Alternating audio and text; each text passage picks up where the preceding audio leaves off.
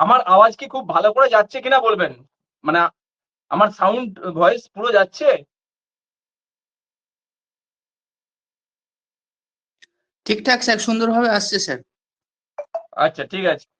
আচ্ছা, আমি যেটা বলতে চাইছি যে আজকে অনেকেই হয়তো নতুন এখানে জয়েন করেছেন। কিছুজন জয়েন করবেন নতুন, এমনই কথা আছে। তো যারা নতুন এসেছেন, সুব্রত বাবুর সঙ্গে একটুখানি পরিচয় করে নেবেন। উনি মূলত আমাদের এই যে প্রোগ্রামটা, এইটা পরিচালনার দায়িত্বে আছেন। এবং সুব্রত বাবু রয়েছেন। এছাড়া মানে আমাদের দিক থেকে আমাদের যে গ্রুপগুলো রয়েছে, এই গ্রুপগুলো থেকে পুরো ব্যাপারটাকে যিনি দায়িত্ব নিয়ে সামলেছেন এবং এখনো সামলাচ্ছেন, তিনি হচ্ছেন সীমন্ত বাবু। আমাদের দিক থেকে সীমন্ত বাবু, আর এই পুরো প্রোগ্রামটার ব্যাপারে হচ্ছে সুব্রত বাবু। এনারা এটাকে কন্ডাক্ট করছেন। তো ওনারা যেভাবে ইনস্ট্রাকশন দেবেন, যারা আমরা এখানে আছি আমরা সবাই মিলে সেটা মেনে চলবো, তাতে আমাদের সুবিধা হবে। ব্যাপারটা হচ্ছে আমরা এখানে যে জন্য হাজির হয়েছি সেটা হচ্ছে, আমি আগেও বলেছি অন্যদের জন্য, তো নতুনদের জন্য একবার বলে নিই যে আমরা মূলত এইচএম পরীক্ষা যেটা এসএসসি নেয় সেটা হবে। কবে হবে যদি জিজ্ঞাসা করেন, আমিও বলতে পারবো না, কেউই বলতে পারবে না।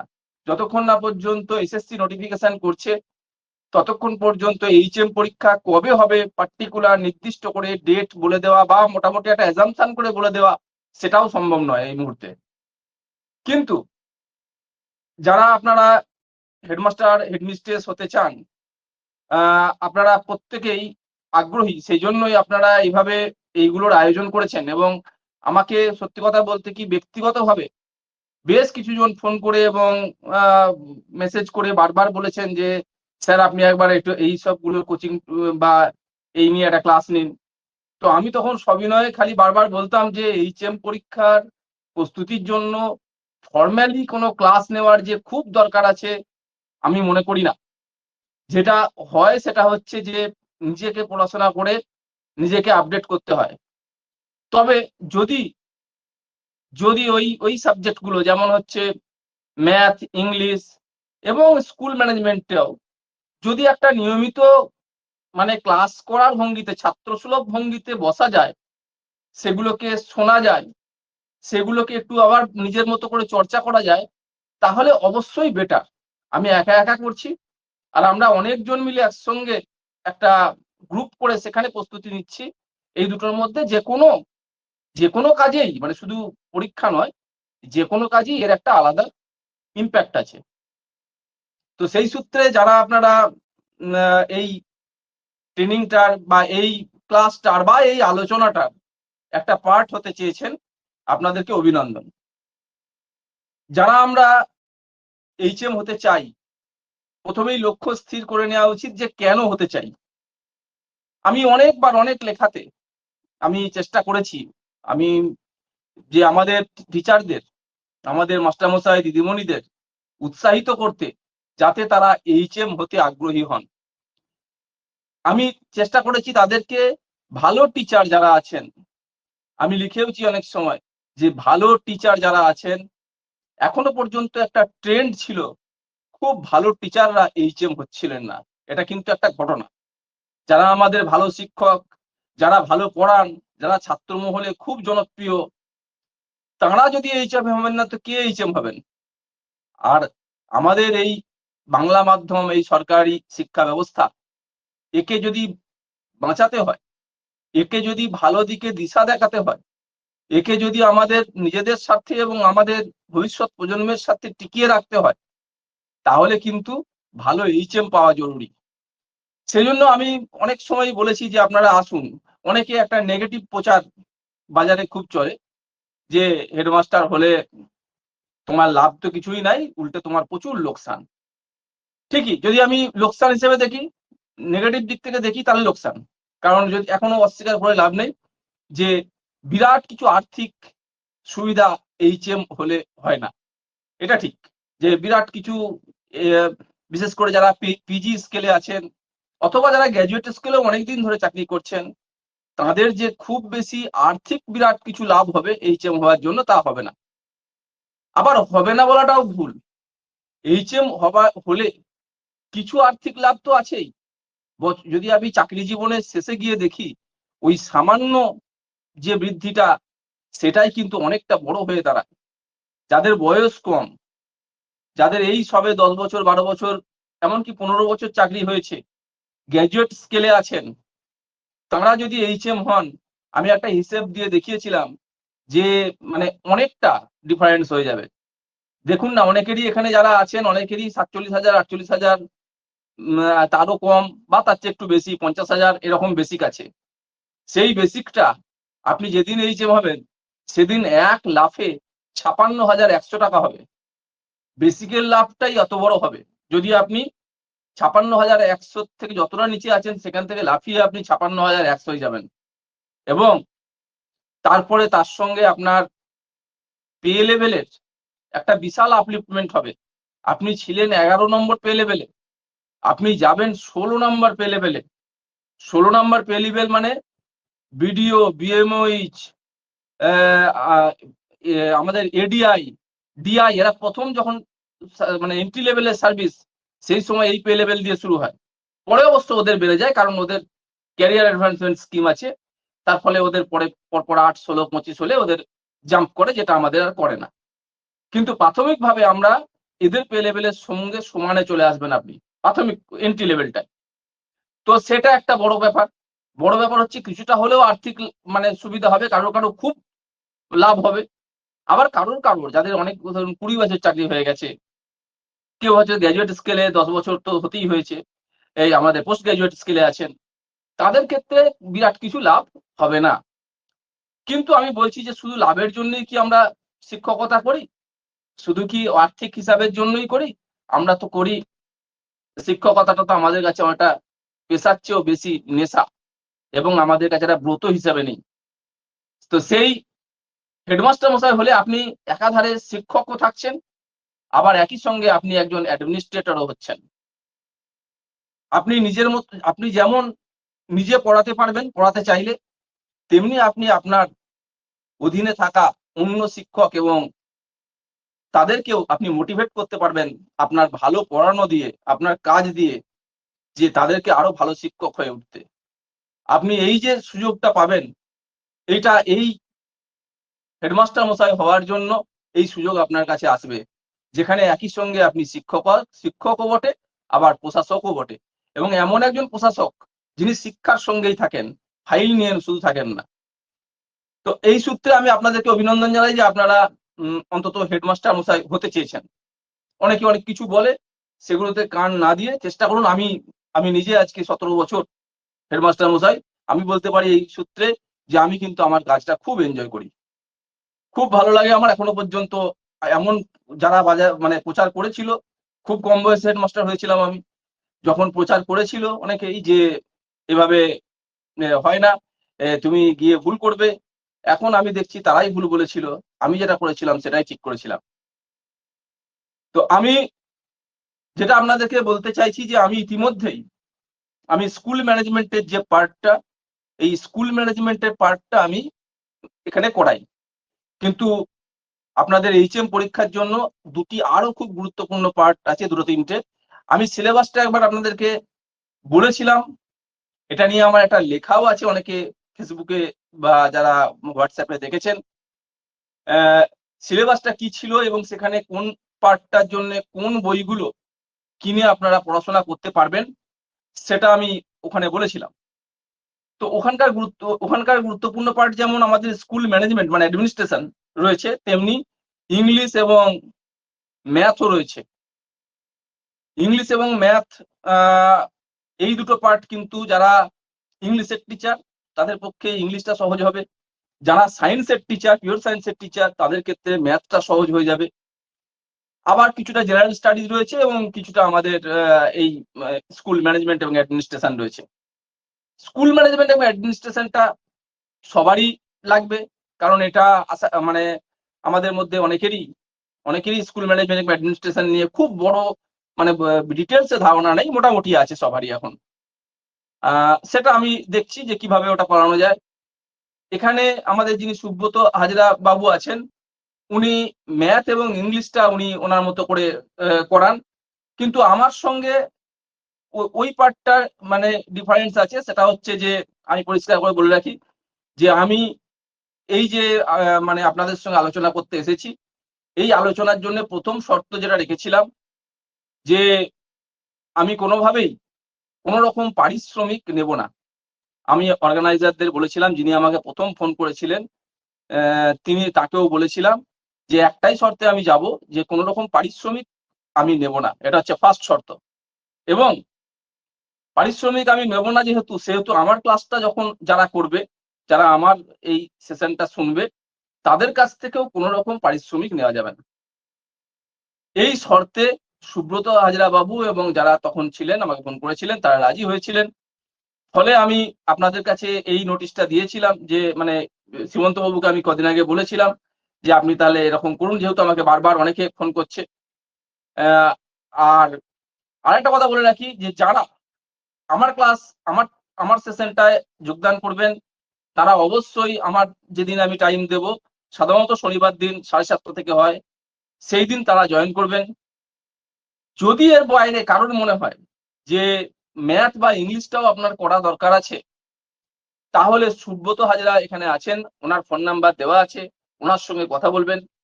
এইটি করার জন্য কিন্তু আপনাদেরকে যদি মনে করেন যে আপনারা এর বাইরেও যাবেন, তাহলে ওনার সঙ্গে কথা বলতে হবে এবং ওনার যে পারিশ্রমিক নির্ধারিত ফিজ আছে সেই ফিজ দিতে হবে। কিন্তু আবার বলছি, যদি ওটা না করে শুধু আমার ক্লাসটা করেন, কোনো রকম ফিজ দেওয়ার ব্যাপার নাই। আমি 60 জনকে এবার নিয়েছি, অনেকজন বলেছিল। আমি শ্রীমন্ত বাবুকে বলেছিলাম যে 60 জনকে আপনি নিন আপাতত, কারণ এই যে অ্যাপটা ব্যবহার করা হচ্ছে, এই অ্যাপটা কিন্তু একটা লিমিটেড সংখ্যক পার্টিসিপেন্ট নেয় এবং এই অ্যাপটাকে কিন্তু অ্যাপটার জন্য সুব্রত বাবু, এটা সুব্রত বাবুর অ্যাপ, আমি ইউজ করছি। এই অ্যাপটা কিন্তু মানে ওনাকে পে করতে হয় এর জন্য প্রতি মাসে।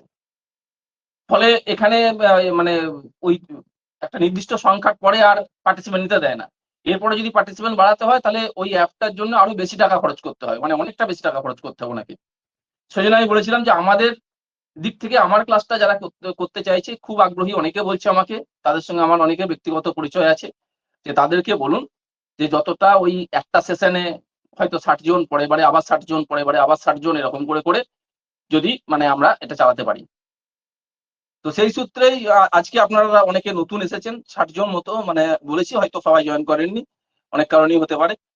আর আমার ক্লাসটা করার জন্য আপনাদের কাছে কোনো রকম অর্থ কেউ দাবি করবে না, কোনো রকম নাই। আপনারা শনিবার দিন নির্দ্বিধায় আমারটাই জয়েন করতে পারেন।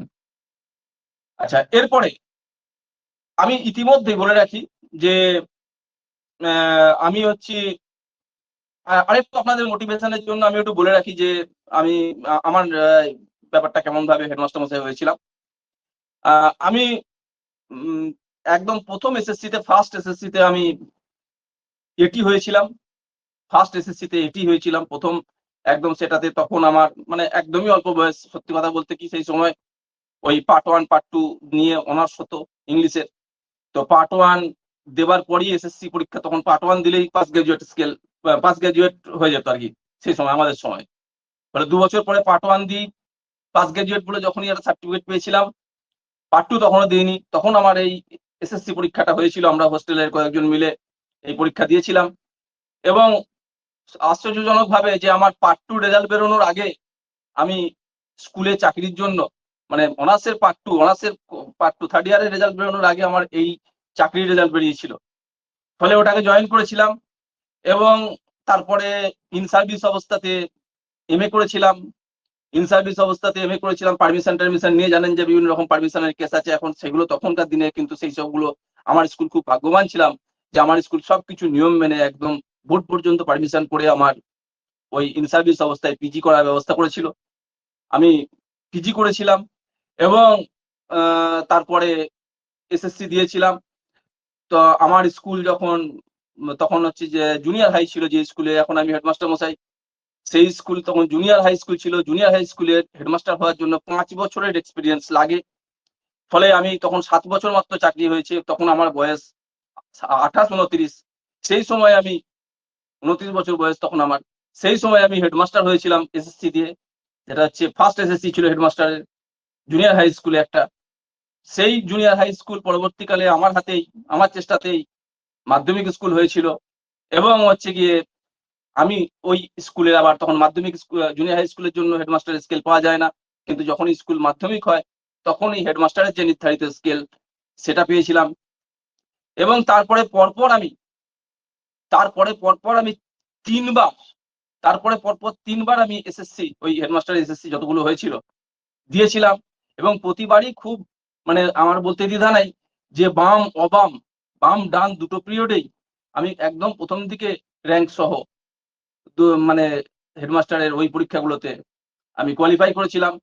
যদিও যদিও একটা কথা শুনলে অবাক হবেন যে আমি মানে আমার স্কুলের ছাত্রছাত্রী, আমার স্টাফ, গ্রামবাসী এদের পক্ষে এদের অনুরোধে পরপর তিনবার শহরের স্কুল, খুব বড় স্কুল, নামের স্কুল, কাছাকাছি স্কুল, বাড়ির কাছে স্কুল, সেগুলোতে আমি জয়েন করতে পারিনি, মানে রীতিমতো বিক্ষোভের জন্য যে যেতে দেবে না আমাকে। তার জন্য এখনো সেই যে স্কুল, আমার সেই ছোট্ট স্কুল, সেখানেই আমি আমার সমস্ত অফার ছেড়ে সেইখানেই আদর্শের জন্য রয়ে গেছিলাম।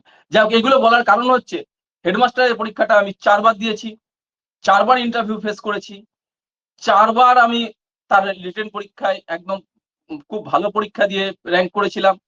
তো তার জন্য একটা এক্সপিরিয়েন্স আছে আমার, এই পরীক্ষাটা কেমন করে হয়, এটা কেমন করলে কেমন হয়। তো এটা আমি বুঝেছি, এটুকু আপনারা পরিষ্কার শুনে রাখুন যে হেডমাস্টারের পরীক্ষাটা কিন্তু মোটেই কঠিন নয়। আপনারা যতটা কঠিন পরীক্ষা দিয়ে এসএসসিতে সিলেক্টেড হয়েছেন, ততটা কঠিন হেডমাস্টার হবার জন্য আপনাদের পরিশ্রম করতে হবে না। এটা অনেকটাই এখানে মানে আপনার ওপেন যে চ্যালেঞ্জ কম্পিটিশন গুলো আপনার এটি পরীক্ষার জন্য হয়, তার চেয়ে অনেক কম হবে। তবে প্রোভাইডেড এবার একটা কেস আছে যে আমাদের সময় আমি যতবার পরীক্ষা দিয়েছি এখনো পর্যন্ত ততবার রিজার্ভেশন ছিল না। আমি জেনারেল ক্যাটাগরির লোক, রিজার্ভেশন ছিল না। ফলে কি হতো, সিটগুলো ওপেন টু অল ছিল। এই বছর কিন্তু যদি মানে হেডমাস্টারের পরীক্ষা হয়, এখন কিন্তু যেহেতু বোর্ড এমপ্লয়ার, সেহেতু কিন্তু রিজার্ভেশন আসবে। রিজার্ভেশন এলে ব্যাপারটা একটু কঠিন হয়ে দাঁড়াবে, কারণ তখন কম্পিটিশনটা বেড়ে যাবে। এবং অনেকেই এই মুহূর্তে অনেকেই যেহেতু হেডমাস্টার হতে ইচ্ছুক, কয়েকটা কারণ আছে। আমি যেটা বলছিলাম, প্রথম কারণ হচ্ছে যে স্কেল, দ্বিতীয় কারণ হচ্ছে কেউ ভালো কাজ করতে চায় স্কুলের জন্য, তৃতীয় কারণ হচ্ছে অনেকে দূরে আছে, হেডমাস্টার হলে ট্রান্সফার পাচ্ছে না, বাড়ির কাছাকাছি আসার সুযোগ আছে। এই যে কারণগুলোর জন্য হেডমাস্টার হবার জন্য ক্রেজ বেড়েছে, যেটা আজ থেকে 5-7 বছর 8 বছর আগেও এত ক্রেজ ছিল না। ফলে কম্পিটিশনটা এবার কিন্তু একটু, আমাদের সময় যতটা কম্পিটিশন আমরা ফেস করেছি, এখন কিন্তু কম্পিটিশনটা আপনাদেরকে একটু বেশি ফেস করতে হবে, বিশেষ করে রিজার্ভেশনের জন্য। তো যাই হোক, আমি যেটা বলতে চাইছি যে চেষ্টা করলে কিন্তু এটা অনেকটাই ইজি। এবং আপনারা যারা আছেন, আমি বিশ্বাস করি যে যদি একটু মন দিয়ে খাটেন, একটু একটু চেষ্টা করেন, তাহলে ভালো র্যাঙ্ক নিয়ে পাস করবেন। কারণ ভালো র্যাঙ্ক নিয়ে পাস করাটা জরুরি।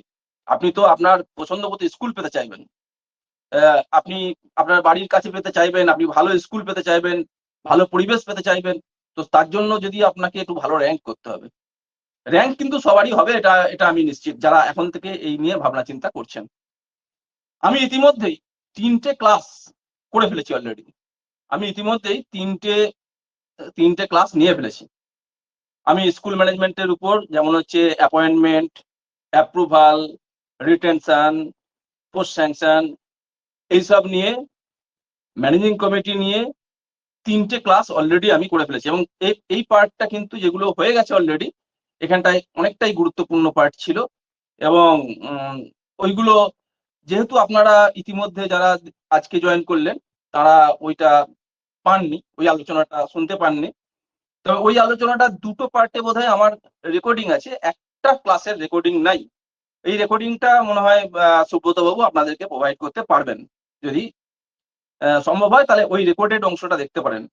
আর আমার ইচ্ছা আছে যদি কোনোদিন মানে আপনাদের জন্য, যারা পরে জয়েন হয়েছেন, এই 60 জনের জন্য আমি এক্সট্রা একটা দিন করে কোথাও কোনো একটা দিন দিয়ে পুরোনো যে দুটো ব্যাকলগ আছে ওই দুটো ক্লাস করে দিতে পারি, তাহলে সেটা চেষ্টা করব। মানে যারা কন্টিনিউ করছেন এদের বাদ দিয়ে ওই 60 জনের জন্য স্পেশালি যদি করে দেওয়া যায়। তবে সময়ের খুব সংক্ষিপ্ত আমার, তো সেই সংক্ষিপ্ত সময়ের মধ্যে অনেকে অনেক কিছু জানতে চান, লেখালেখি করি একটু, আমার বাড়ির কাজ থাকে, স্কুল তো বুঝতেই পারছেন খুব চাপের কাজ হয় এখন। তো এই নিয়ে যতটা সময় থাকছে, যদি আমি সময় বার করতে পারি আপনাদের জন্য ওই পার্টটা, ওই অংশটুকু কোনো এক সময় কোনো একদিন সপ্তাহের আমি বলে দেবো, সেদিন করে নেওয়া হবে। আচ্ছা, আজকে আমি এবার আমাদের ইয়েতে যাব। তার আগে যদি কারোর কিছু জিজ্ঞাসা থাকে অন্য কোনো বিষয়ে, মানে এই পুরো সেশনটা সম্পর্কে, এই ব্যাপারটা সম্পর্কে যদি কারোর জিজ্ঞাসা থাকে, তাহলে একে একে জিজ্ঞাসা করবেন, একসঙ্গে বলবেন না, মাইক খুলবেন একজন একজন করে, দুজন তিনজন যদি কিছু বলার থাকে বলতে পারেন, যে আপনাদের যদি এই পুরো সিস্টেমটা সম্পর্কে কোনো জিজ্ঞাসা থাকে। তারপরে আমি আমার যে আলোচনা, মূল আলোচনায় ঢুকছি।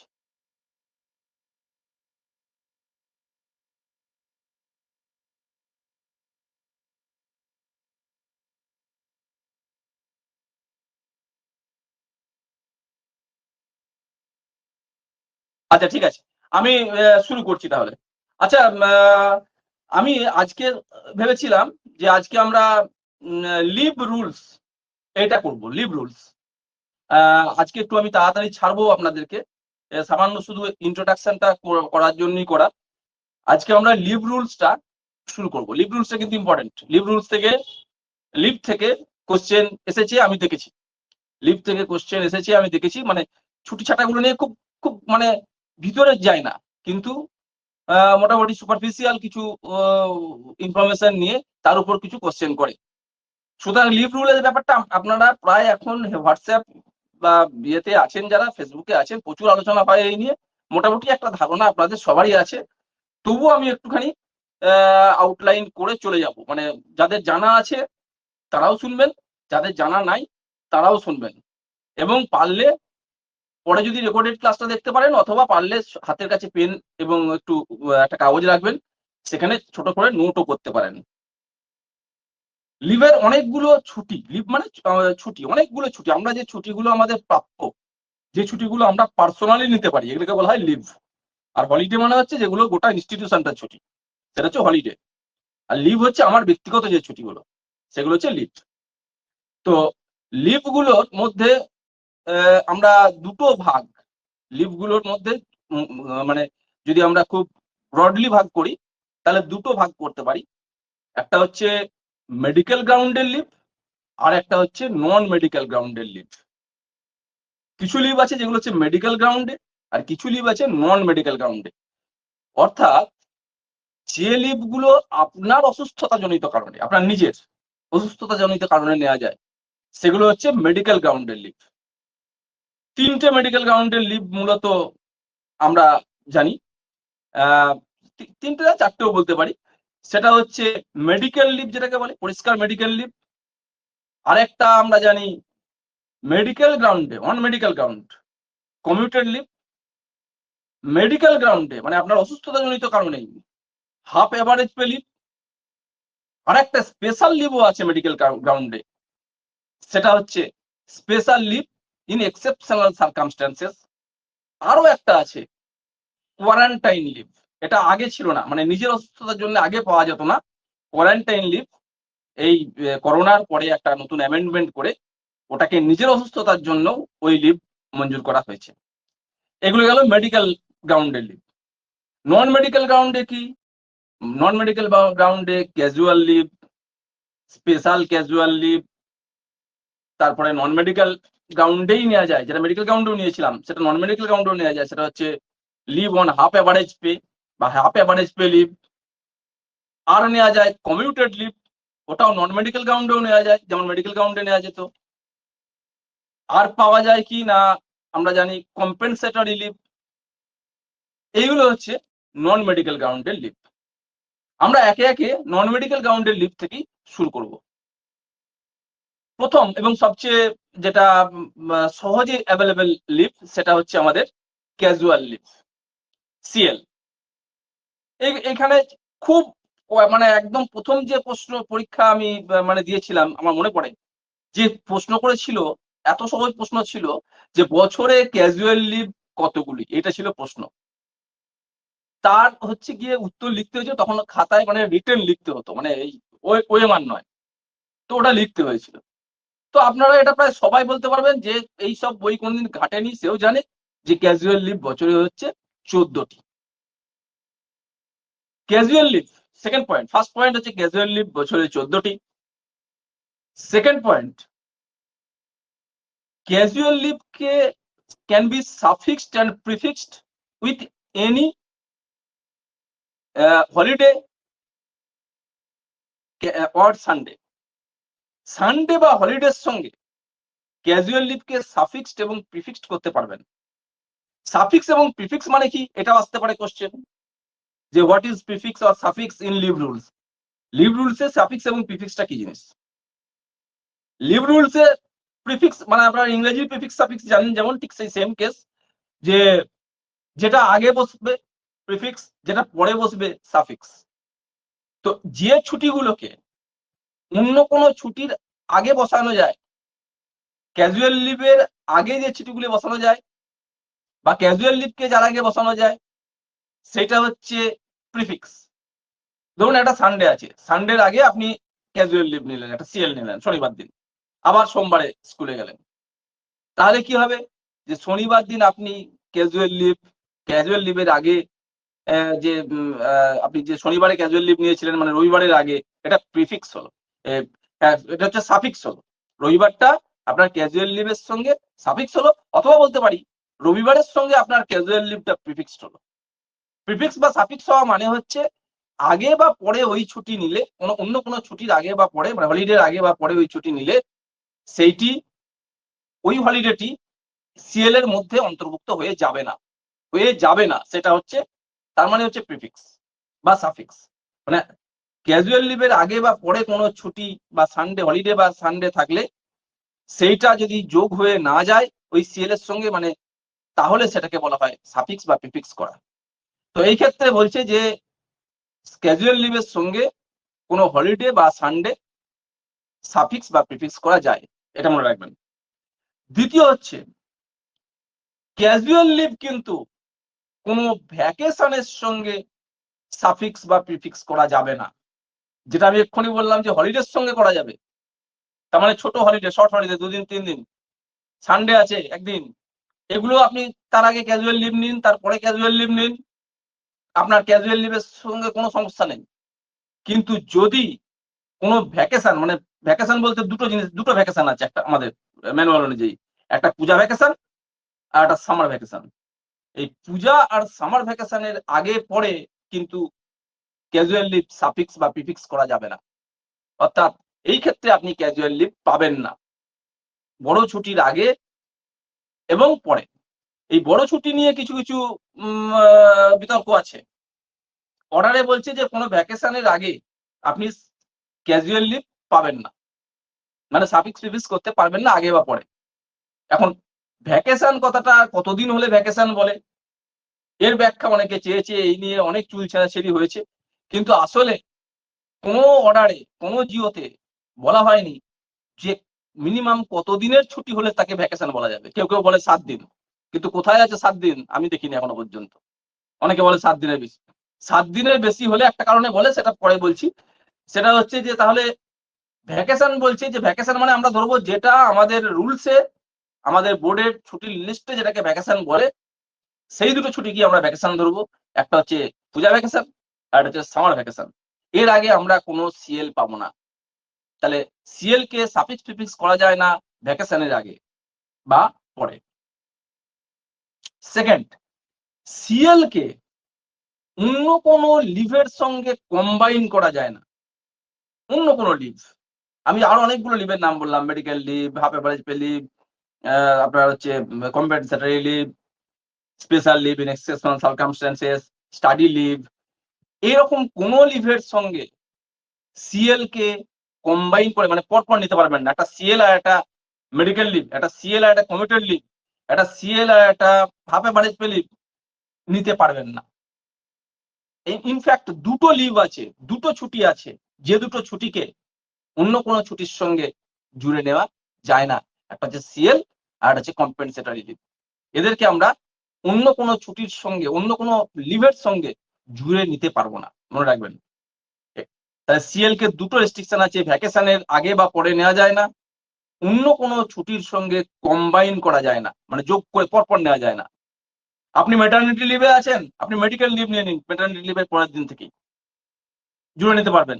আপনি সিসিএল এ আছেন, আপনি পরের দিন থেকেই কমিটেড লিভ নিয়ে নিন বা মেডিকেল লিভ নিয়ে নিতে পারবেন।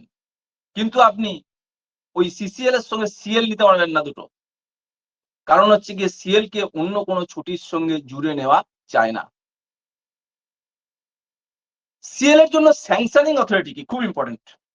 সিএল স্যাংশন করবে কে, কে অনুমোদন করবে? Managing committee, headmaster, board, DI, কে করবে সিএল এর অনুমোদন? এরকম যদি 4টে অপশন থাকে তাহলে আপনি লিখবেন সিএল অনুমোদন করবেন head of the institution. That means headmaster, headmistress, TIC, এই 3 জনের মধ্যে যিনি থাকবেন ক্ষমতায় স্কুলের চার্জে, তিনি আপনার সিএল স্যাংশন করবেন। মোটামুটি আমাদের সিএল এর ঘটনাটা এই হলো। তাহলে আরেকবার সামাপ করি সিএলটা। 14টা সিএল, এটা অন্য কোনো ছুটির সঙ্গে সংযুক্ত করে নেওয়া যায় না। এটা শর্ট হলিডের সঙ্গে বা সানডের সঙ্গে সংযুক্ত করা যায়, মানে সাফিক্স প্রিফিক্স করা যায়। এটা হচ্ছে এইচএম এর দ্বারা স্যাংশন হয়। এটা কোনো ভ্যাকেশনের সঙ্গে কম্বাইন করে বা যুক্ত করে নেওয়া যায় না। এটা প্রপোর্শনেট নেবার নিয়ম নাই। অনেক জায়গাতে আছে যে সিএল প্রপোর্শনেট করে দেওয়া হয়, এরকম কোনো নিয়ম লিভ রুলসে নাই। বরং পরিষ্কার বলে দিচ্ছে যে such proportionate sanction is not permissible. অর্থাৎ কিনা আপনার জানুয়ারিতে সেশন শুরু হয়েছে, ফেব্রুয়ারিতে আপনি ওই যদি 14টাকে প্রপোর্শন করি তাহলে ফেব্রুয়ারিতে আপনি হয়তো 2টো কি 3টে পাবেন, এরকম অনেকের ধারণা আছে। তা কিন্তু হবে না। আপনি মনে করলে জানুয়ারি মাসের আপনি বা ফেব্রুয়ারির মধ্যে আপনি 14টা সিএল নিয়ে নিতে পারেন, প্রপোর্শনের কোনো গল্প নেই। আপনি সিএল যত, মানে আপনার 14টা সিএল আপনি বছরের যে কোনো জায়গায় নিতে পারেন, আপনার যে কোনো মাসে নিতে পারেন। কিন্তু যদি এরকম ঘটনা ঘটে, এটা এটা রুলসে বলা নাই, কিন্তু এটা হচ্ছে মানে হচ্ছে আর্থিক যে ব্যাপার তার নিয়ম। সেটা হচ্ছে যে যদি আপনি ফেব্রুয়ারি মাসে 14টা সিএল শেষ করে দিয়েছেন, দিয়ে আপনি চাকরিতে রিজাইন করছেন, ট্রান্সফার নয়, রিজাইন, ছেড়ে দিচ্ছেন চাকরিটা, তাহলে কিন্তু আপনি ওই সময় ফেব্রুয়ারি মাসে 3টে সিএল প্রাপ্য ছিল, তাহলে আপনি 11টা সিএল বেশি নিয়ে ফেলেছেন। তখন আপনাকে কিন্তু 11 দিনের বেতন ফেরত দিয়ে তবে চাকরি থেকে আপনি রিলিজ পাবেন। অর্থাৎ চাকরি যদি ছেড়ে দেন তখন ওই প্রপোর্শনেটের গল্প আসবে। চাকরি যদি আপনার কন্টিনিউ হয় তাহলে প্রপোর্শনেটের ব্যাপার নাই। আরেকটা ক্ষেত্রে হতে পারে প্রপোর্শনেট, সেটা বলা যাচ্ছে, সেটা রুলসে আছে। সেটা হচ্ছে আপনি তো হয়তো 15 বছর জুলাই মাসে জয়েন করেছেন, তাহলে জুলাই মাসে জয়েন করলে ওই ক্ষেত্রে প্রপোর্শনেট হবে। তখন কিন্তু আপনি 14টাই পাবেন না, কারণ জুলাই থেকে ডিসেম্বর আপনি 6 মাস মাত্র চাকরি করবেন ওই একাডেমিক সেশনে।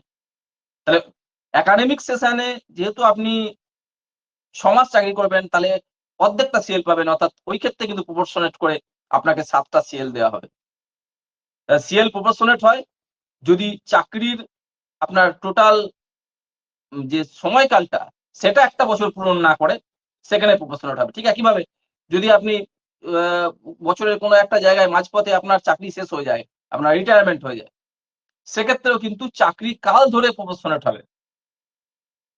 আচ্ছা,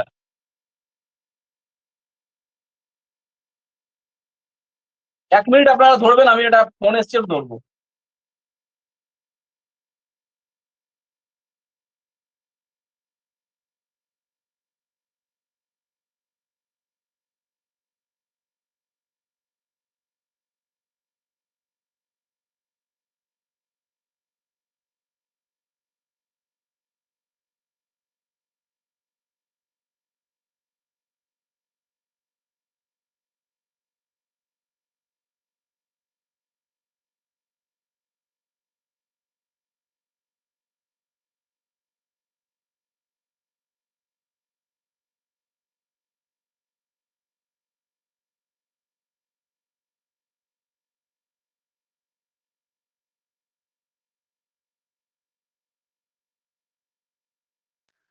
স্যার অডিওটা একটু অন করুন স্যার।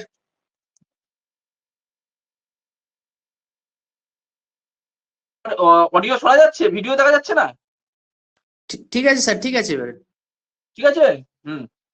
আচ্ছা, আমি যেটা বলছিলাম যে সিএল আমাদের তাহলে ওই যে প্রপোর্শনেট তখনই করা যাবে যদি কারোর কোনো একটা বছর চাকরি সম্পূর্ণ না হয়, সেটা আগে মাঝখানে চাকরি ছেড়ে দিয়ে চলে গেলে হবে, রিটায়ারমেন্টে হলে হবে, অথবা চাকরি বছরের মাঝপথে হলে হবে। এই সূত্রে আরেকটা কথা এখানে জেনে বুঝতে পারলাম আমরা, এটাও আসতে পারে আপনাদের মাল্টিপলের মধ্যে, যে সিএল কোন ইয়ার ধরে হয়, কোন বছর ধরে। আমাদের তো অনেকগুলো বছর আছে, একাডেমিক বছর মানে একাডেমিক ইয়ার আছে, ফিনান্সিয়াল ইয়ার আছে, সার্ভিস ইয়ার আছে। 3 ধরনের ইয়ার আছে। সার্ভিস ইয়ার মানে আমি যেদিন জয়েন করেছি একটা বছরে, তার পরের বছরের সেই দিনটার আগে পর্যন্ত, এটা হচ্ছে আমার সার্ভিস ইয়ার। আমি যদি 6ই জুন 2023-এ মানে জয়েন করি, তাহলে 5ই জুন 2024 হচ্ছে আমার সার্ভিস ইয়ার কমপ্লিট হবে। এটা সার্ভিস ইয়ার। সার্ভিস ইয়ার ধরে সিএল হয় না। সিএল ফিনান্সিয়াল ইয়ার ধরেও হয় না, মানে হচ্ছে এপ্রিল থেকে মার্চ পর্যন্ত যে ফিনান্সিয়াল ইয়ার সেটা ধরেও হয় না। সিএল হয় একাডেমিক, সিএল হয় আপনার বর্তমানে একাডেমিক ইয়ার, বা আমাদের এখন এটা ক্যালেন্ডার ইয়ারও বলতে পারি আমরা, কারণ আমাদের একাডেমিক ইয়ারটাই এখন ক্যালেন্ডার ইয়ার ধরে হচ্ছে। আর মেডিকেলটা আপনারা পরে যখন বলবো তখন মেডিকেল লিভ হয় কিন্তু সার্ভিস ইয়ার ধরে। তো যদি একটা একাডেমিক ইয়ারে আমরা পুরো একাডেমিক ইয়ারে যদি আমাদের পুরো বছরটা চাকরি না হয় তখন প্রপোর্শনেট হবে, কিন্তু একাডেমিক ইয়ারে যদি আমি চাকরি সম্পূর্ণ করি একটা একাডেমিক ইয়ার, তাহলে প্রপোর্শনেটের কোনো গল্প নেই। এই গেল আমাদের সিএল এর। আর সিএল এর ক্ষেত্রে স্যাংশনিং অথরিটি বললাম এইচএম। আর একটা কথাও জানতে চাওয়া হয় অনেক সময়, যে সিএল একটানা সর্বোচ্চ কতদিন নেওয়া যায়। সিএল একটানা সর্বোচ্চ কতদিন নেওয়া যায় বলতে গেলে এখানে একটা গল্প আছে।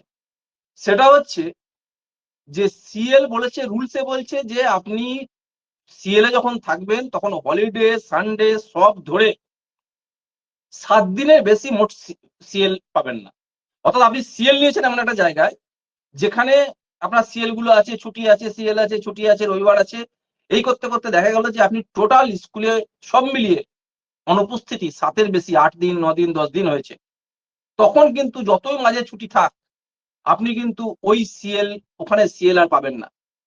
তখন ওই পার্টটা, ওই যেগুলোতে আপনার হচ্ছে গিয়ে ছুটি সিএল সব মিলিয়ে যেখানে আপনার 7 দিনের বেশি হয়ে গেছে, অন্য কোনো ছুটি নিতে হবে।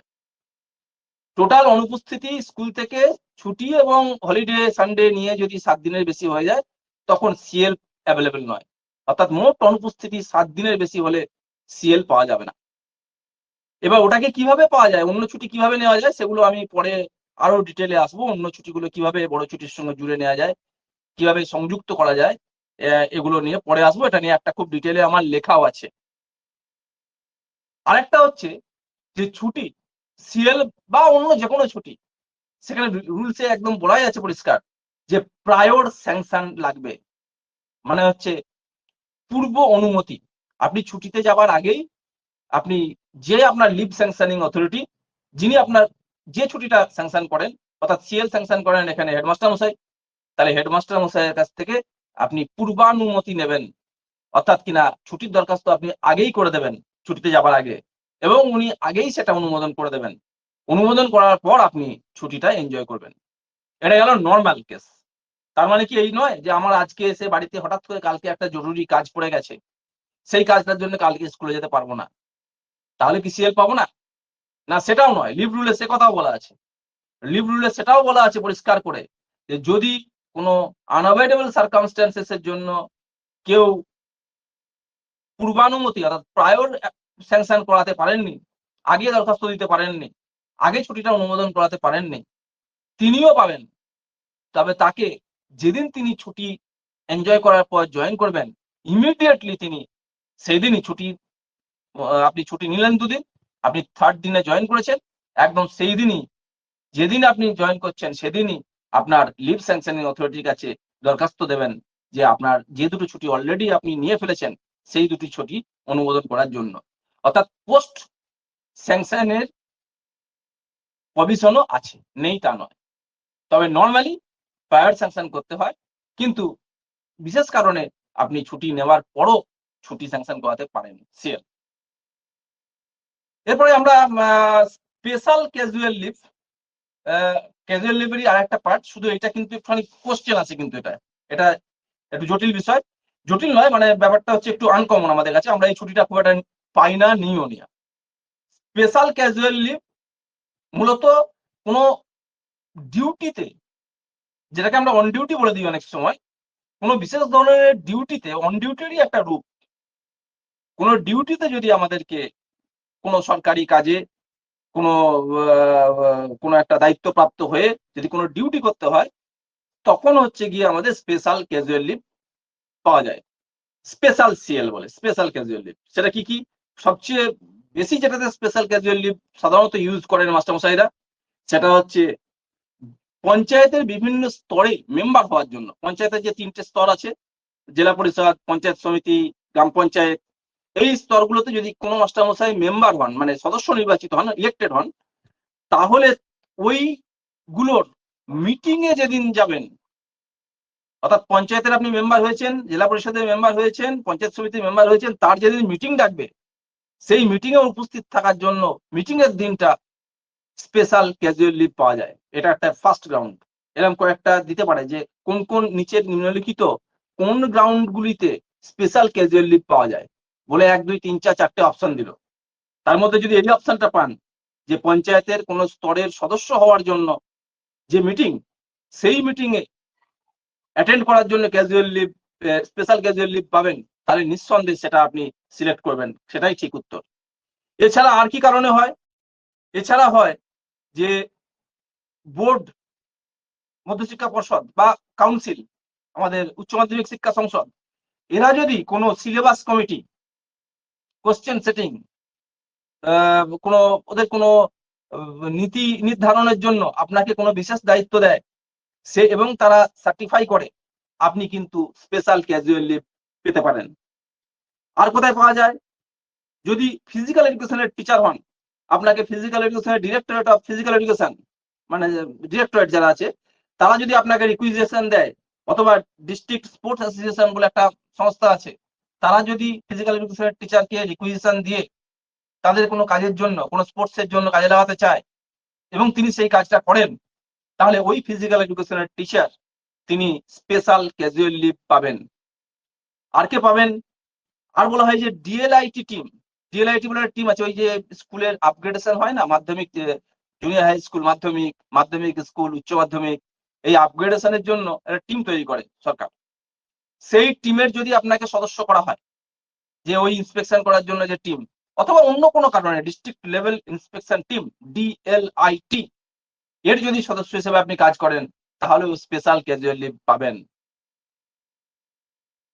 আমরা স্পেশাল ক্যাজুয়াল লিভের 3টে গ্রাউন্ড পেলাম: জেলা পরিষদ, পঞ্চায়েত সমিতি, গ্রাম পঞ্চায়েতের সদস্য হিসেবে কাজ করার জন্য, মিটিং করার জন্য, মিটিং নট কাজ করা, মানে আপনি হয়েছেন, মানে গ্রাম পঞ্চায়েতের সদস্য হয়ে গেছেন বলেই আপনি প্রতিদিন ক্যাজুয়াল লিভ পাবেন 5 বছর ধরে, তা নয় কিন্তু। যেদিন যেদিন মিটিং হবে এবং মিটিং এ উপস্থিত ছিলেন তার প্রমাণ দাখিল করলে হেডমাস্টার মশাই আপনাকে স্পেশাল ক্যাজুয়াল লিভ দেবেন। তাহলে পঞ্চায়েতের মেম্বার হিসেবে মিটিং করলে পাবেন, আপনি ফিজিক্যাল এডুকেশনের টিচার হলে ডিস্ট্রিক্ট বা স্টেটের কোনো অথরিটি যদি আপনাকে কোনো কাজ করার জন্য দায়িত্ব দেয়, তাহলে সেই কাজটা করার জন্য আপনি স্পেশাল ক্যাজুয়াল লিভ পাবেন। আর যদি ডিস্ট্রিক্ট লেভেল কোনো টিমের আপনাকে সদস্য করা হয়, যেখানে আপনি কোনো ইন্সপেকশনের সঙ্গে যুক্ত, কোনো মাধ্যমিক উচ্চ মাধ্যমিক পরীক্ষার ব্যাপারে কোনো ইন্সপেকশনের সঙ্গে যুক্ত, সেই কাজ করলেও স্পেশাল ক্যাজুয়াল লিভ পাওয়া যাবে। এছাড়া অন্য গ্রাউন্ড যদি অপশনে থাকে, সেগুলো আপনি ইগনোর করবেন, সেগুলো কিন্তু নয়। অন্য কোনো গ্রাউন্ড দিয়ে কনফিউজ করার জন্য এইগুলো বাদ দিয়ে কিছু গ্রাউন্ড দিল, সেই গ্রাউন্ড গুলো কিন্তু স্পেশাল ক্যাজুয়াল লিভের জন্য অ্যাপ্লিকেবল নয়। আমি এটাই লাস্ট আমার যে পয়েন্ট আজকে এটা পড়িয়ে বিশেষ করব, সেটা হচ্ছে leave on half average pay, অর্থাৎ half average pay leave. Half average pay leave কথাটার মধ্যেই রয়েছে যে এমন কিছু লিভ রয়েছে, ছুটি রয়েছে, যে ছুটিগুলো নিলে পুরো বেতন পাওয়া যায় না। আমরা সিএল নিলে পুরো বেতন পাই, সিএল এর জন্য কোনো বেতন কাটা যায় না। আমরা স্পেশাল ক্যাজুয়াল লিভ পেলে কোনো বেতন কাটা যায় না। আমাদের অন্য কোনো লিভ নিলে বেতন কাটা যায় না। বেতন কাটা যায় দুটো লিভে, একটা হচ্ছে উইদাউট পে লিভ, আর একটা হচ্ছে half average pay leave. Half কথাটার মধ্যেই লুকিয়ে আছে এর অর্থটা, অর্থাৎ আপনাকে অর্ধ বেতন এ ছুটি, হাফ অ্যাভারেজ পে লিভ, অর্ধ বেতনে ছুটি। আপনি যদি এই দিনে কোনো একটা দিনে হাফ অ্যাভারেজ পে লিভ নেন, সেই দিনটার জন্য আপনার বেতন নির্ধারণ হবে কিরকম, অর্ধেক বেসিক। ওই দিনটার জন্য যে বেসিক আপনি পাবেন সেটা হচ্ছে অর্ধেক, 50% আপনার যে বেসিক আছে সেই বেসিকের 50%। যদি আপনার 10,000 টাকা বেসিক হয় তাহলে ওই দিনে যে হিসাবটা হবে সেই দিনে আপনার বেসিক ধরা হবে 5,000 টাকা। ওই অর্ধেক বেসিকের উপর যে ডিএ, যে যত পার্সেন্ট ডিএ আছে, 12, 14 যা ডিএ আছে তত পার্সেন্ট দিয়ে ওই অর্ধেক বেসিকটা করে, মানে 50% বেসিকের উপর ডিএ। এটা মনে রাখবেন, এটা একটা শর্ট অঙ্কের মতো দিয়ে দিতে পারে যে আপনার বেসিক এত, এই দিনে, এই দিনের জন্য এবং 31 দিনে মাস, এই দিনের জন্য আপনার বেতন কত হবে। এই দিনে একটা হাফ এভারেজ পে লিভ নিয়েছেন, তাহলে ওই দিন আপনার গ্রস, ওই দিনের জন্য গ্রস বেতন কত ওই পার্টিকুলার দিনটার জন্য। তো কি হয়েছে না, কিরকম ভাবে না, বেসিকটা হচ্ছে অর্ধেক, অর্ধেকের বেসিকের উপর যে ডিএ পার্সেন্ট চলছে সেই তত পার্সেন্ট ডিএ। আর মনে রাখবেন অর্ধ বেতন হলেও এইচআরএ, হাউস রেন্ট অ্যালাউয়েন্স এবং এমএ মেডিকেল অ্যালাউয়েন্স, এই দুটো কিন্তু পুরো পাওয়া যাবে। এইচআরএ যে 12% হিসাব করা হয় সেই 12% এইচআরএ কিন্তু পুরো বেসিকটার উপর, মানে ওই আপনার 50% বেসিকের উপর নয়। যেমন ডিএটা হিসাব হলো 50% বেসিকের উপর, এইচআরএ কিন্তু তা হবে না। এইচআরএ কিন্তু হিসাব হবে পুরো 100% যে ডিএটা আপনার যে বেসিকটা ছিল প্রকৃত বেসিক, তার উপর আপনি ফুল এইচআরএ পাবেন এবং ফুল মেডিকেল অ্যালাউয়েন্স পাবেন, এমএ পাবেন পুরো। তাহলে পুরো এইচআরএ আগের মাসে যা পেয়েছিলেন এ মাসেই তাই পাবেন। আগের মাসে যত মেডিকেল অ্যালাউয়েন্স পেয়েছিলেন 500 টাকা, এই মাসেও পাবেন। অর্ধেক হয়ে যাবে আপনার বেসিকটা আর অর্ধেক হয়ে যাবে ডিএটা, মানে বেসিকের উপর ওই 50% বেসিকের উপর ডিএটা। এই হচ্ছে হাফ এভারেজ পে বেতন নির্ধারণের নিয়ম। এইবার কিরকম প্রশ্ন আসতে পারে এখানে, যে অর্ধ বেতন ছুটিতে অর্ধেক বেতন পাওয়া যায় নিম্নলিখিত স্যালারির কোন অংশগুলির জন্য? 4টে পার্ট দিতে পারে, একটা দিল বেসিক, একটা দিল ডিএ, একটা দিল এইচআরএ, একটা দিল এমএ। দিয়ে অপশন মনে করুন আমি দুটো অপশন বলছি, যে এ আর বি সঠিক, বি আর সি সঠিক, আবার এরকম করবে এ আর সি সঠিক, ডি আপনার ডি আর বি সঠিক, এরকম হবে। তাহলে আপনার ক্ষেত্রে সঠিক কোনটা হবে?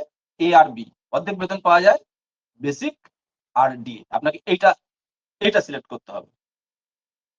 এরপরে হাফ এভারেজ পে লিভ পাওয়া যায় দুটো গ্রাউন্ডেই পাওয়া যায়, মেডিকেল গ্রাউন্ডেও পাওয়া যায়, নন মেডিকেল গ্রাউন্ডেও পাওয়া যায়। অর্থাৎ আপনি অসুস্থ হলেও পাবেন, আপনি অন্য অসুস্থ ছাড়া অন্য কোনো যে কোনো অন্য কারণে আপনার যে কোনো ব্যক্তিগত কারণে আপনি পেতে পারেন।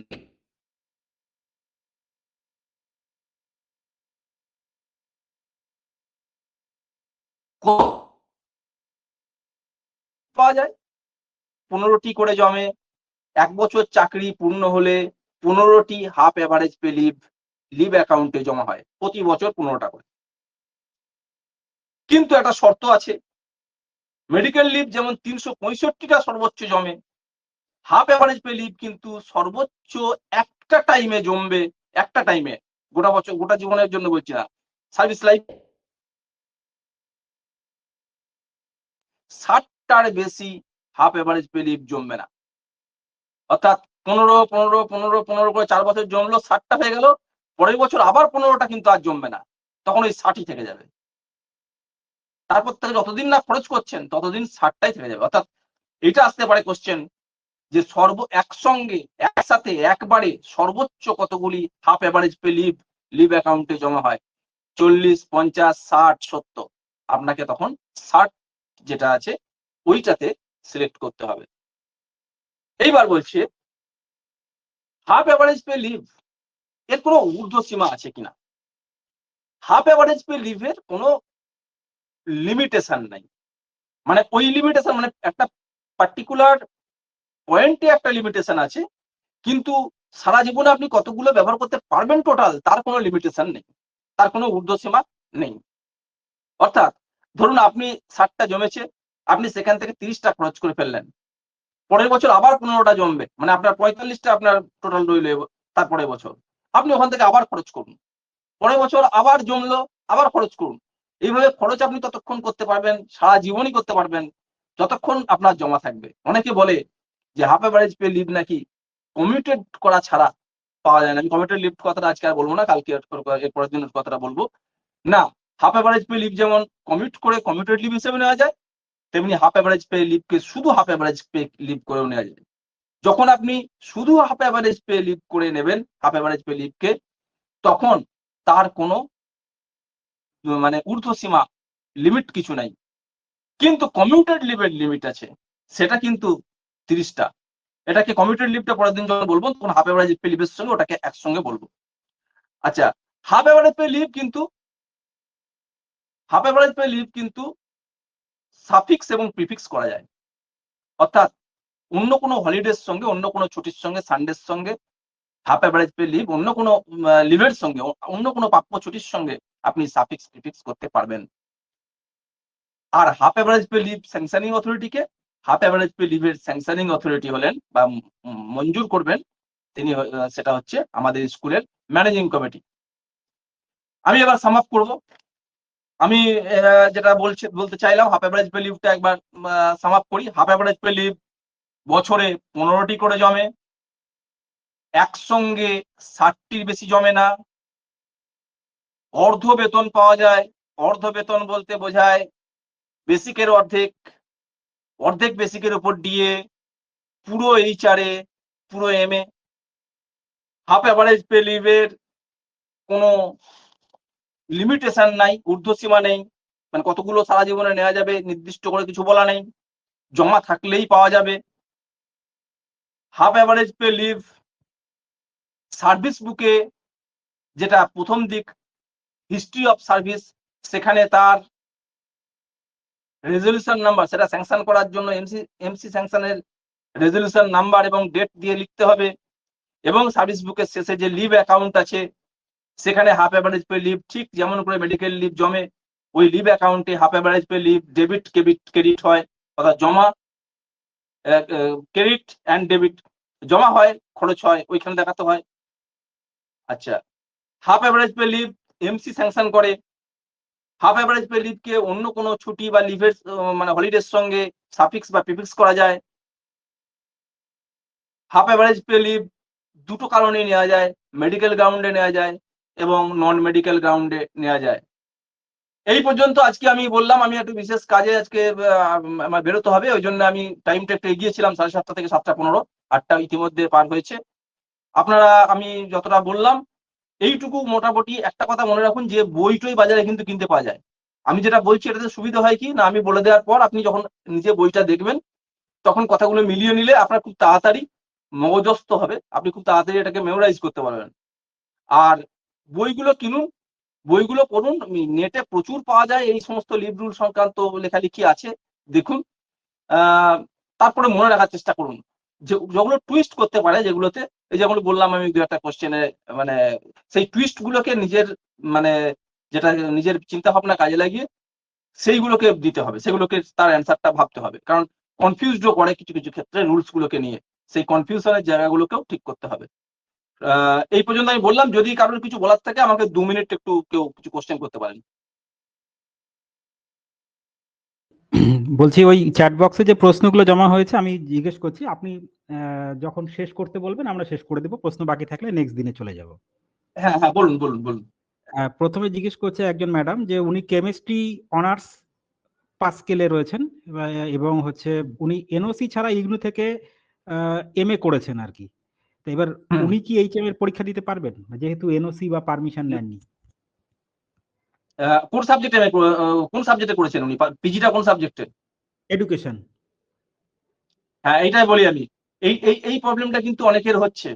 প্রথম কথা হচ্ছে যে একটা কথা আমি যখন আরো পরিষ্কার করে বলবো, সেটা হচ্ছে যে আমাদের হায়ার এডুকেশনের জন্য যে পারমিশন, তার যে রুলস, ওই আমাদের এক্সপেন্ডিচার কন্ট্রোল অ্যাক্টে কিন্তু অনেক কিছু বাধা চাপিয়েছে।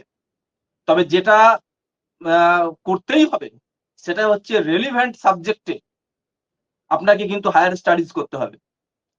এবার কেমিস্ট্রির রেলিভেন্ট সাবজেক্ট কিন্তু আপনার টিচিং সাবজেক্ট কেমিস্ট্রি বা ফিজিক্যাল সায়েন্স এবং আপনি স্কুলে আপনার যেটা গ্র্যাজুয়েশনের সাবজেক্ট হচ্ছে কেমিস্ট্রি অনার্স, কিন্তু আপনি মাস্টার ডিগ্রি করেছেন এডুকেশনে, এটা কিন্তু নন রেলিভেন্ট সাবজেক্ট।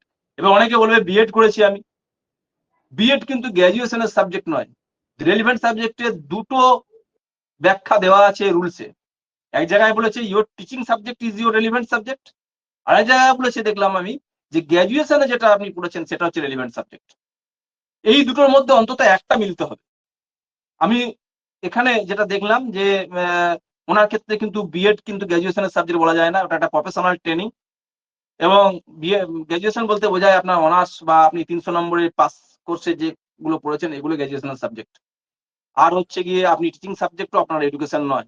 সুতরাং এটা কিন্তু একটু মানে বিতর্কের বিষয় আছে। রুলস যদি ধরা হয় তাহলে এইটাতে পারমিশন পাবার কথাও নয়। আপনাকে এটাতে এমসি পারমিশন, এই নন রিলিভেন্ট সাবজেক্টে এমসি পারমিশন দিতে পারে না।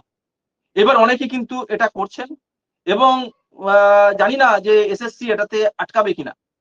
এসএসসি কিন্তু আমাদের সময়ে আমি বারবারই দেখেছি যে যখনই এই ইন্টারভিউ ভেরিফিকেশন হয়েছে তখন কিন্তু ইন সার্ভিস অবস্থায় যারা পিজি করেছেন তাদের পারমিশন দেখতে চেয়েছেন। পারমিশন বলতে এমসি পারমিশন হলেই কিন্তু ছেড়ে দেন, কারণ রুলসে বলেছে MC is the competent authority to give that permission. MC হচ্ছে ওই পারমিশনটা দেওয়ার কম্পিটেন্ট অথরিটি। এবার এমসি অনেক সময় না বুঝে পারমিশন দিয়ে দেয়, এনাকে হয়তো দেননি কেউ। তো যাই হোক, তো হয়তো আমি জানি না যে এসএসসি তে এখনো এই কাণ্ড করবে কিনা। ওনাকে হয়তো এসএসসি ইন্টারভিউ মানে আগে যে ভেরিফিকেশন হবে সেই ভেরিফিকেশনই আটকাবে। তখন দেখতে চাইবে ওনার পারমিশন দেখাতে না পারলে তো মানে অ্যালাউ করবেই না মনে হয়। এমনকি পারমিশন দিয়ে দিল, হয়তো পারমিশন চাইলো না, তবুও আমি বলবো যে একটু সাবধানে কাজ করবেন, কারণ রিটায়ারমেন্টের সময় গিয়ে যেন না ধরে। আমি একজন হেডমাস্টার মশাই আমার কাছে অনেকবার এই নিয়ে ফোন করেছেন, এই রিসেন্টলি হয়েছে যে তিনি এরকম একটা অন্য সাবজেক্টে মাস্টার ডিগ্রি করেছেন, তাকে রিটায়ারমেন্টের সময় এখন বলছে যে আপনি এই পারমিশন আপনাকে এমসি দিল কেন, বলে তার পেনশনারি বেনিফিট আটকেছে। তাকে আমি বলেছি যে কেস করুন, কেস করে যদি মেটাতে পারেন তো, কিন্তু এই জটিলতা কিন্তু হয়েছে। তাই ম্যাডামকে বলবো যে আপনি যদি আপনার নিজের সাবজেক্টে মাস্টার ডিগ্রি থাকে বা করতে পারেন সেটাই ভালো। তবে এটা শেষ পর্যন্ত কি দাঁড়াবে এটা তাহলে এসএসসি বলতে পারবে, কিন্তু এসএসসি বললেও রুলস চেঞ্জ না হলে আমার সাজেশন যে রিস্ক না নেওয়াই ভালো। তারপর বলুন স্যার, পরের কোশ্চেন জিজ্ঞেস করেছে যে এইচএম কাকে বলে সিএল নেবেন? কাকে বলে? হ্যাঁ, এইচএম হচ্ছেন আমাদের আগে যেটা ছিল যে এমসি মানে সেক্রেটারি বলা হতো, এখন হচ্ছে আমাদের প্রেসিডেন্টের কাছ থেকেই এইচএম তার সিএল স্যাংশন করাবেন। মানে হচ্ছে এটার জন্য কিন্তু প্রেসিডেন্ট বা সেক্রেটারি, একটা কথা মনে রাখবেন, প্রেসিডেন্ট বা সেক্রেটারি এনাদের কিন্তু নিজস্ব কোনো পার্সোনালি কোনো পাওয়ার নেই। এইচএম যেমন আপনি কোন রকম রেজলিউশন ছাড়াই কিছু কিছু কাজ করার জন্য আপনাকে দায়িত্ব দেওয়া হয়েছে, কিন্তু প্রেসিডেন্ট বা সেক্রেটারি যেটাই করবেন সেটাই কিন্তু তিনি এমসি রেজলিউশন করে করবেন। অর্থাৎ আপনার সিএলটার জন্য এমসি রেজলিউশন করে তবে এইচএম কে তিনি সিএল দেবেন। তারপর বলুন কম্পেনসেটরি লিভ কি জমা হয়, মানে পরে সেটাকে এনজয় করা যায়?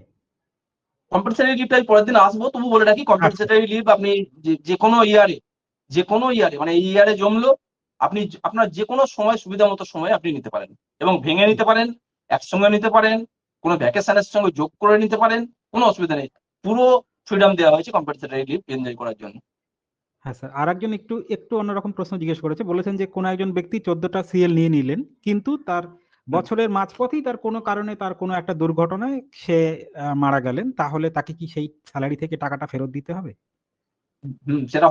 সেটা হবে আমি বলছিলাম একটু আগে যে সিএল কিন্তু আমাকে দেওয়া হচ্ছে গোটা বছরের জন্য, এবং গোটা বছরের সার্ভিস যদি কমপ্লিট না হয় তাহলে কিন্তু যে এক্সট্রা যে প্রপোর্শনালিটি হিসাব করা হয় এক্সট্রা অংশটা কিন্তু রিফান্ড করতে হবে। এবার এটা হচ্ছে একটা হিউম্যানিটেরিয়ান গ্রাউন্ড, একটা মানবিক ব্যাপার। সেই মানবিক ব্যাপারের জন্য তার যে বংশধর মানে তার যে ফ্যামিলি মেম্বার আছেন তারা পেনশন ফ্যাশনের অথরিটি অর্থাৎ ডিআই এর কাছে আবেদন করলে ডিআই সেটা গভর্নমেন্টের কাছে পাঠাবে, ডিআইও দিতে পারবে না, বলতে পারবে না, ডিরেক্টরেটে পাঠাবে, ডিরেক্টরেট ডিপার্টমেন্টে পাঠাবে, ডিপার্টমেন্ট যদি মনে করে তাহলে ছাড় দিতে পারে, কিন্তু সেটা একটা বড় প্রসেস, অত প্রসেসে কেউ যাবে না, তার চেয়ে টাকা ফেরত দিয়ে দেবে। তারপর বলুন স্যার, আরেকজন জানতে চাইছে যে কোনো একজন এইচএম বা এটি যদি স্কুল সংক্রান্ত ব্যাপারে হাইকোর্টের হিয়ারিং এ যান তাহলে কি স্পেশাল সিএল পাবেন? কোনো HM যদি কেসটা যদি স্কুলের বিরুদ্ধে হয়, মনে রাখুন একজন এটি কেস করেছেন HM এর বিরুদ্ধে, মানে HM কিন্তু স্কুলকে প্রতিনিধিত্ব করছেন। HM মানে ব্যক্তি HM নন, স্কুল একটা সিদ্ধান্ত, তাকে তিনি ছুটি চেয়েছেন, ছুটি দেয়নি। তো HM এর বিরুদ্ধে, স্কুলের বিরুদ্ধে, ম্যানেজিং কমিটির বিরুদ্ধে কেস হয়েছে। তিনি যদি সেই এটিকে যদি HM বা ম্যানেজিং কমিটি স্কুলের পক্ষ থেকে ওই কেসটি মুভ করার জন্য, ডিল করার জন্য পাঠিয়ে থাকে, তাহলে তিনি স্কুলে কাজ করতে গেছেন, তখন তিনি কিন্তু অন ডিউটি পাবেন, কারণ তিনি স্কুলের কাজে গেছেন। HM যদি স্কুলের প্রতিনিধি হয়ে তিনি স্কুলের বিরুদ্ধে যে কেস হয়েছে সেই কেস লড়তে গেছেন, অন ডিউটি পাবেন, কারণ তিনি স্কুলের কাজ করতে গেছেন। কিন্তু যে এটি কেস করেছেন নিজের কোনো পাওনার জন্য, নিজের কোনো তার উপর কোনো অবিচার হওয়ার জন্য, সেটা তার পার্সোনাল ম্যাটার, তার পার্সোনাল ম্যাটারের জন্য তিনি কিন্তু অন ডিউটি পাবেন না। ঠিক আছে স্যার। তারপরে জানতে চাইছি স্যার, স্পেশাল ক্যাজুয়াল লিভ কতদিন পাওয়া যায় ম্যাক্সিমাম? স্পেশাল ক্যাজুয়াল লিভের জন্য কোনো রকম কোনো লিমিটেশন কিছু ধার্য করে দেওয়া হয়নি, বলে দেয়নি যে এই একটা একাডেমিক ইয়ারে এতগুলো পাবেন বা সারা জীবনে এতগুলো পাবেন, বলা নেই। আচ্ছা আচ্ছা, হ্যাঁ স্যার, মোটামুটি এই প্রশ্নগুলো এসেছে। বাকি যেগুলো ছিল লিভ উইদাউট পে, ওটা তো এখনো ডিসকাস করেননি, সেজন্য পরের দিনের জন্য রেখে দিলাম। ওটা তখন বলা যাবে। ঠিক আছে, ঠিক ঠিক তাহলে আছে। ধন্যবাদ অন্য সকলকে। স্কুলে গেলে- যদি হ্যাঁ বলুন। বলছি ট্রান্সফার হয়ে আমি যদি অন্য স্কুলে যাই, তাহলে গিয়ে প্রথম মান্থেই কি আমি মানে 2, 3, 4 যতগুলো ইচ্ছে সিএল নিতে পারি, না সেখানেও একটা কাউন্ট থাকবে? ট্রান্সফার হয়ে গেলে তো আপনি এই স্কুল, মানে এই স্কুলের কন্টিনিউশন, ট্রান্সফার মানে অন্য কিছু নয়, আগের স্কুলে চাকরিটা কন্টিনিউ করছে জাস্ট। তাহলে আপনি একটা ইয়ারের মধ্যে গেছেন, সেই বছরে মোট 14টা পাবেন। ওই স্কুলে যতগুলো নিয়েছে এই স্কুলে বাকি 14 থেকে ততগুলো বাকিগুলো তত পাবেন। এটা তো কন্টিনিউশন জাস্ট, আর কিছুই নয়। মানে ওখানে যদি 6টা নিয়ে থাকেন, এখানে 8টা পাবেন। 8টা পাবো ঠিক আমি আছে। প্রথম মাসে গিয়ে? ঠিক আছে। হ্যাঁ, প্রথম মাসে গিয়েও পাবেন, প্রথম মাসে গিয়েও আপনি 8টাই নিয়ে নিতে পারবেন, কোনো অসুবিধা নেই। কিন্তু যোগফল 14 আচ্ছা। বেশি হওয়া যাবে না। আচ্ছা, হ্যাঁ হ্যাঁ, ঠিক আছে। ঠিক আছে, thank you sir, thank you. Sir আমার একটা কোয়ারি ছিল। রাখলাম তাহলে। হ্যাঁ হ্যাঁ হ্যাঁ হ্যাঁ, শেষ করে দিন স্যার।